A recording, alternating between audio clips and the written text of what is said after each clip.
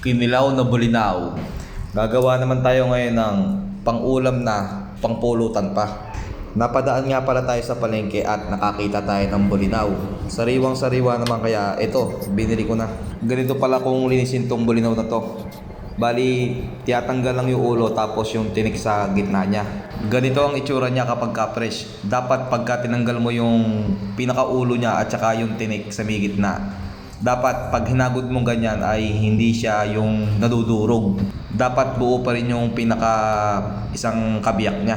Kasi pagka yung ganyan na yung nadurog, ay alam nyo na, binasa na yun pagka ganun. Ipo-forward na nga lang natin itong ating video para hindi na siya ganong humaba. Nililinisan na natin to, sisiguraduhin lang natin na walang may iwan na bituka at saka yung mga tinik-tinik. Medyo matrabaho nga lang to, pero sulit naman to kapag kinilaw na. Ito na yung ating bulinaw, sigurado na yan na malinis na. Bali, itong ganitong bulinaw ay bababarin nga lang pala natin ito sa suka ng mga 5 minutes. Yung suka na yan yung luluto sa kanya. Bali, yan yung papatay ng mga bakterya niya. Habang binababad naman natin yung ating bulinaw ay hihiwain na natin yung mga isasahog natin sa kanya mamaya na mga pampalasa. Gagamitan natin ito ng luya.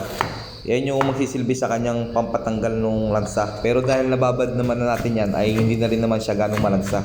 Hahaluan nga rin pala natin to ng siling haba. Gagayatin rin natin to sa maliliit lang. At saka siling pula. Ganito yung normal na kinilaw.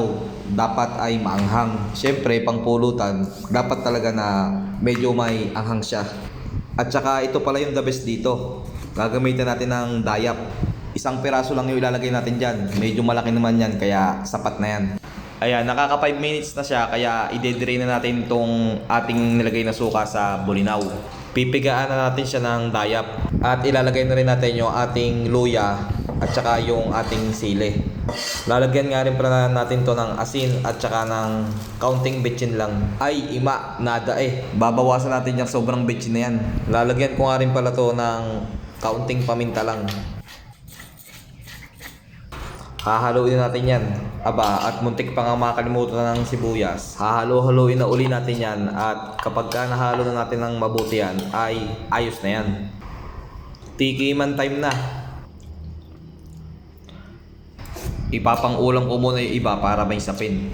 Yung matitira niyan mamaya ay alam na, pangpulutan yan. Palike and share mga boss kung nagustuhan nyo ang ating video.